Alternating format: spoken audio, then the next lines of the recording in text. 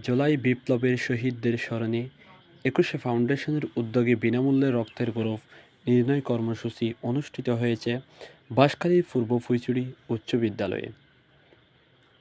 ১৪ August বৃহস্পতিবার সকাল ১০টা থেকে বেলা ১টা পর্যন্ত বিদ্যালয় প্রাঙ্গণে এই কর্মসূচি সম্পন্ন হয়।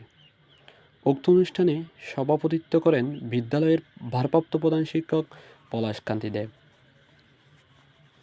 এবং কোঅর্ডিনেটর শাহাদাত হোসাইন।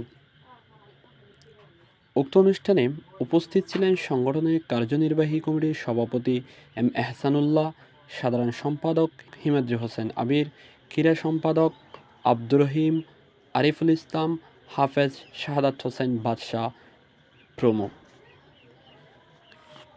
আয়োজকেরা জানান, রক্তের গ্রুপ জানা থাকলে জরুরি মুহূর্তে জীবন রক্ষায় তাৎক্ষণিক রক্ত সরবরাহ করা সহজ হয়।